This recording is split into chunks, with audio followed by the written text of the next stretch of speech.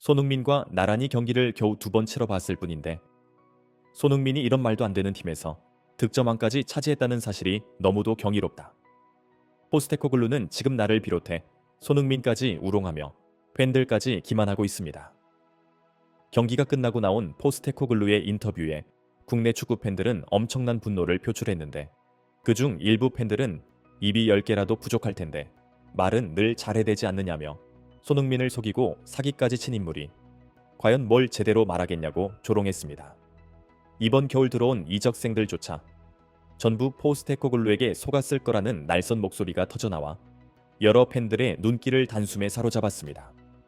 도대체 어떤 상황이 전개되고 있는 것인지 한층 더 구체적으로 살펴보도록 하겠습니다. 토트넘 호스퍼는 열릴 새벽 2시 35분 영국 버밍엄 빌라파크에서 열린 2024년 25 시즌 잉글랜드 축구협회 컵 4라운드에서 아스턴 빌라와 맞붙었습니다.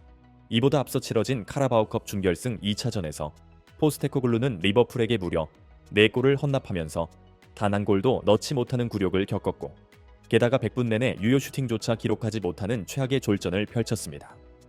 영국 현지 언론들은 이런 흐름에서 빌라전마저 패배하면 토트넘 측이 포스테코글루 감독을 경질할 수도 있다고 보도했고 벼랑 끝까지 몰린 포스테코글루 감독이 결국 또 한 번 손흥민에게 전부 기대려 든다고 여러 전문가들이 꼬집었습니다. 일부 전문가들에 따르면 현재 토트넘의 11명단 가운데 주축이라 불릴 만한 건 손흥민, 클루셉스키, 그리고 포로 정도이고 나머지는 팀에 이제 막 들어왔거나 20살 이하의 어린 선수들 뿐이라는 점이 문제입니다.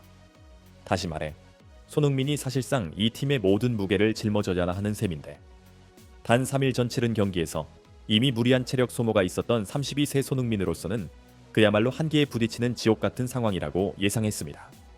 정작 경기가 시작되자 예상을 깨고 손흥민은 왼쪽 윙이 아니라 최전방 스트라이커로 나섰으며 원톱으로 기용될 줄 알았던 마티스 텔이 왼쪽 윙 포워드 자리에 배치돼 여러 전문가들이 고개를 갸웃거리게 만들었습니다.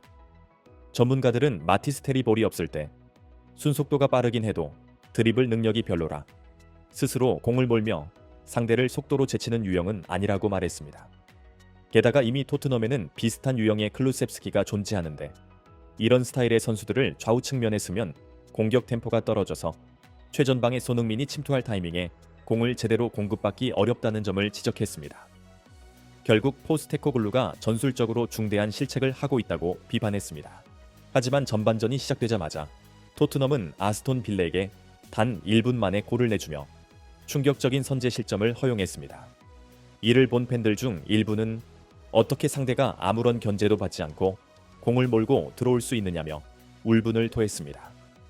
또한 손흥민은 그런 장면에서 엄청난 수비 가담 스프린트를 통해 팀을 돕는데 정작 클루셉스키를 포함해 중앙 미드필더 대다수가 구경만 하고 있었다는 사실이 정말 경악스럽다며 혀를 내둘렀습니다. 너무 이른 타이밍에 골을 내준 토트넘은 당혹감 속에서 상대에게 주도권을 완전히 빼앗겼고 전반 20분쯤이 되도록 이렇다 할 공격은커녕 슈팅조차 기록하지 못하는 최악의 흐름을 이어갔습니다. 손흥민은 이 답답한 상황을 돌파하고자 최전방에서 부지런히 움직였지만 기량이 떨어지는 동료들의 지원이 전혀 없어 고립되고 말았습니다. 그나마 전반 7분경 오른쪽 측면 돌파를 시도하던 클루셉스키가 공을 끌고 전진했으나 오른발 크로스 자체를 잘 못 올리는 약점이 또다시 드러나 손흥민에게 패스가 연결되지 못했고 쓸데없이 볼을 질질 끌다 뒤로 공을 돌리는 모습에 팬들은 분통을 터뜨렸습니다. 이 무거운 분위기를 다소 깨고자 왼쪽 윙으로 선발 나온 19세 신성인 마티스 텔이 조금이라도 전방으로 볼을 보내려고 노력하는 모습이 포착되긴 했습니다. 그는 손흥민이 침투하는 타이밍에 맞춰 롱패스를 띄워줬지만 상대는 토트넘에서 역습을 할 수 있는 선수가 사실상 손흥민뿐이라는 점을 간파하고 노골적인 파울로 흐름을 잘라버려 손흥민에게 공이 전달되지 못하도록 적극적으로 막았습니다. 이런 답답한 전개 속에서도 오른쪽에 자리한 마이키 무어는 공을 잡고 빠르게 치고 들어가는 손흥민에게 결정적 컷백을 내줬지만 상대 골키퍼가 미친 듯한 반사신경을 보이며 선방하는 바람에 득점으로 이어지지 못했습니다. 이에 어떤 팬들은 손흥민이 저런 찬스를 놓치는 건 드문 일인데 혹시 결정력이 크게 떨어진 거냐면서 놀라움을 감추지 못했습니다. 다만 다른 의견도 있었습니다. 이건 손흥민 탓이라기보다는 상대 골키퍼가 귀신처럼 각을 좁혀 나오면서 막아낸 게 더 컸다. 컵백 자체가 지나치게 골키퍼 쪽으로 붙었고 아르헨티나 월드컵 우승 골키퍼인 마르티네즈라면 이런 건 확실히 막아낼 만했다고 분석하며 아쉬움을 삼켰습니다. 그래도 손흥민이 보여준 단 한 번의 슈팅이 팀 동료들에게 자극이 됐는지 토트넘 선수들은 점차 정신을 차리고 전방 압박을 강하게 시도하면서 아스톤 빌라를 밀어붙이고 주도권을 가져오기 시작했습니다. 그러나 일부 선수들이 전혀 유효 슈팅이 나올 리 없는 공간에서 무리하게 홈런 슛을 시도해 중요한 기회를 날려버리면서 경기를 지켜보던 팬들은 더 큰 답답함을 느껴야 했습니다. 현장을 중계한 BBC 패널들 중 일부는 마티스텔은 좌우 윙 포지션을 소화할 수 있다고는 하지만 스피드가 그리 빠르지 않고 측면 움직임이 워낙 좋지 않아 바이에른 뮌헨 시절에도 콤파니 감독이 이런 식으로 기용했다가 선수 본인이 견디지 못하고 토트넘으로 떠나게 된 것이라며 포스테코글루 역시 똑같이 마티스텔을 왼쪽 윙에 박아두다 보니 뻔한 결과가 나온다. 결국 마티스텔과 손흥민 위치를 바꿔야 숨통이 트일 텐데 왜 저러는지 모르겠다 고 혀를 찼습니다. 하지만 포스테코글루는 마티스텔을 왼쪽 윙에서 고집한 채 전반전을 1대 0으로 뒤진 상태로 마무리했고 후반전 시작 후에도 아무런 변화를 주지 않다가 결국 두 번째 골을 얻어맞았습니다. 그러고서야 손흥민을 왼쪽 윙으로 마티스텔을 중앙 원톱 자리에 배치했으나 이미 경기는 종료 10여 분을 남긴 시점이었고 전문가들은 이를 두고 소 잃고 외양간 고치는 골이라며 비웃었습니다. 마티스텔은 종료 직전 분을 남기고 클루셉스키가 올린 크로스를 감각적으로 방향만 바꿔 분대분을 연결했는데 이를 본 일각의 팬들은 마티스텔은 공이 없는 상황에서 빈 공간을 파고드는 능력은 확실히 갖추고 있다.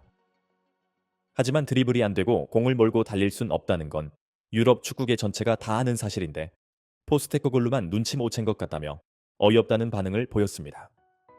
결국 토트넘은 아스톤 빌레 1대2로 패배해 사흘 만에 2개의 컵 대회에서 연달아 탈락하는 굴욕을 당했다고 영국 축구계에 조롱받았습니다. 경기가 끝난 뒤에도 포스테코글루는 사람들이야 우리를 비난하기 쉽지만 우린 불과 11명만으로 지난 2달 동안 살인적인 일정을 치러왔다. 이 상황의 고충을 무시하고 무턱대고 비난만 한다며 부상자들이 복귀하면 누구든 이길 수 있는 엄청난 팀이 될 거라느니 하는 유체이탈식 변명을 늘어놨고 토트넘 팬들은 허탈함을 감추지 못했습니다. 이에 몇몇 팬들은 바로 이 스쿼드를 이렇게 무너뜨린 장본인이 당신과 레비 아닌가. 마티스텔은 고작 2번 뛰어보고도 레비가 짠 이 쓰레기 같은 팀 안에서 어떻게 손흥민이 득점왕을 했을지 도저히 이해가 안 될 거다. 불과 2경기 만에 자신이 속았다는 걸 깨달았을 것이라며 강도 높은 비판을 퍼부었고 또 다른 팬들도 고개를 끄덕였습니다. 구독과 좋아요 그리고 응원 가득한 댓글은 저희에게 불타는 열정을 더욱 활활 타오르게 하는 힘이 됩니다. 한국의 위대함을 널리 알릴 수 있도록 많은 성원 부탁드립니다.